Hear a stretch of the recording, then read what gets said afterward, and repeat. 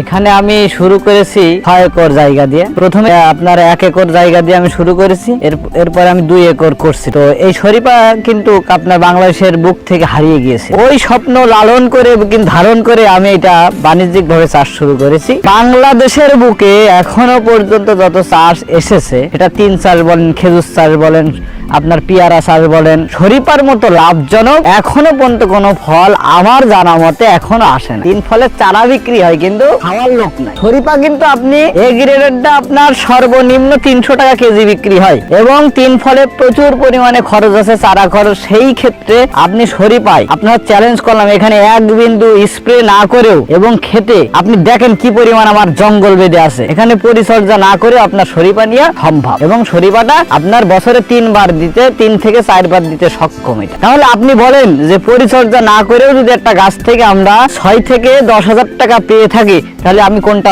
চাষ করবো? আমার একটি গাছে বছর কয়টা গাছ? বিঘে 120টা গাছ আছে। 120 গাছ, এক গাছে 6,000 টাকা। এক গাছে 6,000 টাকা। তাহলে তো এখানে তো 6 লাখের উপরে বছরে আপনি 6 লাখ, আমি 8 লাখ টাকা পর্যন্ত 1 বিঘা থেকে পেয়েছি। কিন্তু এখানে প্রশ্ন আছে, অনেকেই বলে ভাই এই সব গাল গল্প কোথায় পান? এটা 6 লাখ টাকা 7 লাখ টাকা বেচা মানে এটা কঠিনই ব্যাপার। আমি মনে করি কঠিন ভাই, বাস্তব কিন্তু একটা বড় বিষয়। বাস্তব আমরা মুখ দিয়ে বলি, কিন্তু একটা ভাষা ইউজ করলে আমি যে কথাটা বললাম, এই কথাটা কিন্তু আমার ফিরিয়ে আনার আর কখনো সম্ভব না। আর আমার এই কথাটা সারা জীবন ইউটিউবে কিন্তু থেকে যাবে আমি যদি মিথ্যা বলে থাকি। শরীফার মতো লাভজনক, আমি এখনো বলছি যে শরীফার মতো লাভজনক বাংলাদেশে আর কোনো ফল নাই।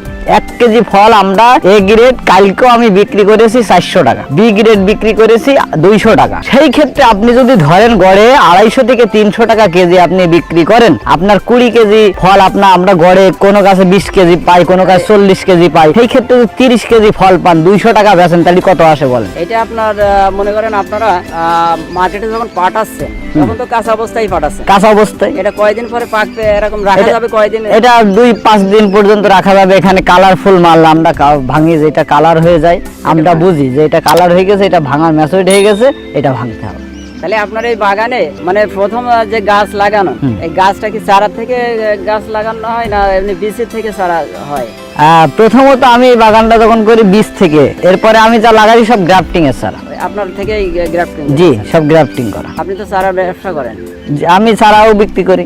চারা এই গ্রাফটিং এর চারাও বিক্রি করেন? জি।